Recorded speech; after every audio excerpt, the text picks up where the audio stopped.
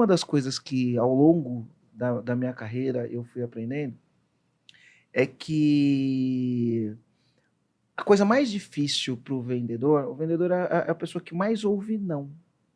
A pessoa que mais ouve não na vida é o vendedor. Tudo é não, não, não, né? Eu sempre tenho uma objeção de alguma coisa, então, e quando a pessoa ouve não, eu quando comecei fui estudar psicologia positiva, esse tipo de coisa, com Martin Seligman, eu aprendi o seguinte, sobre vendas, né? Eu aprendi o seguinte, o que que acontece? A gente começa a ouvir um monte de não, um monte de não, um monte de não, e esses monte de não, eu posso interpretar eles de alguma maneira. Eu posso achar que esse não é um não para mim, eu posso achar que esse não é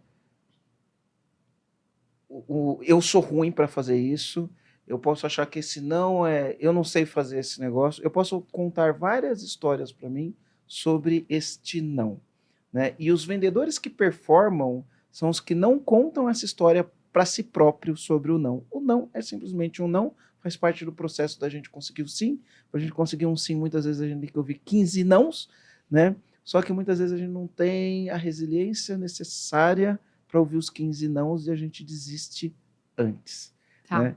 E como você falou de picos e vales, eu fico imaginando que o maior pico de um vendedor é isso, né? E aí como a gente combate isso? Aí eu quero saber de técnica, de preparação, de quebra de objeção, tudo que a gente puder fazer aqui para o empresário anotar e falar assim, como eu vou lidar com os nãos que a vida me apresenta, né? A Carla, que é nossa amiga, dona desse espaço onde a gente está gravando o podcast, ela falou que a habilidade dela foi transformar os nãos que ela teve na vida em sims, né? E eu acho que essa é a habilidade do vendedor, transformar nãos em sim. Como que o vendedor faz para transformar não em sim? Tá bom. A primeira coisa, posso quebrar alguns paradigmas?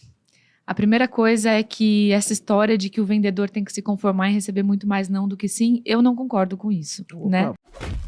Boa. Eu nunca me conformei com essa justificativa de frustrações contínuas. Porque sempre que... Tem até uma estatística que eu ouvi uma amiga dizendo que para cada 18 nãos é um sim. E aí você tem que contratar vendedores que tenham antifragilidade suficiente para suportar essa quantidade de nãos. E aí depois que ele ouviu 17, chega o dono da empresa, o comandante, e fala assim, cara, fica tranquilo, o 18º é o sim. Então, olha só, você pode ficar feliz, porque quanto mais não, mais perto do sim. Eu sempre fui muito... questionador em relação a algumas coisas, né? Então, quando eu estava recebendo muito não, a minha pergunta para mim sempre foi assim, cara, o que eu estou fazendo de errado?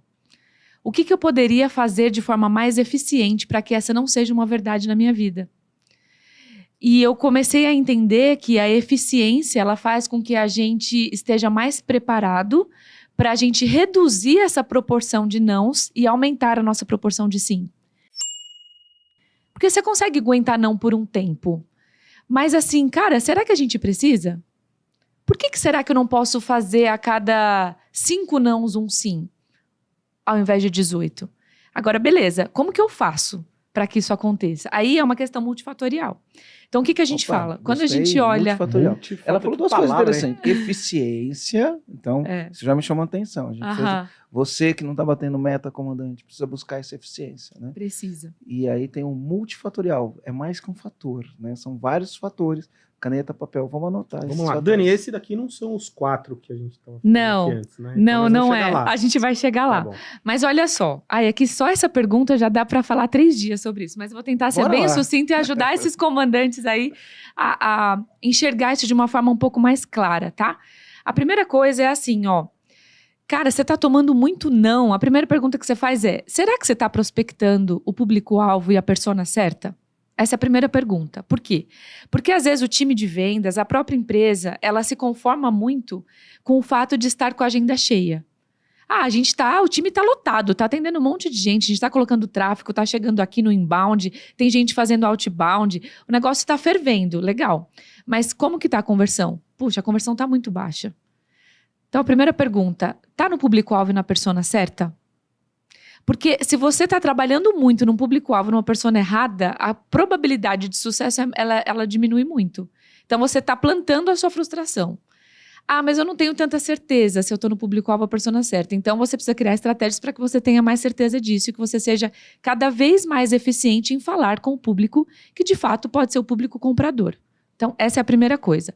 Beleza, estou. Agora eu entro no funil. Então, o funil entrou, eu vou para a parte de qualificação, que é quando eu valido se eu estou no público e na persona certa.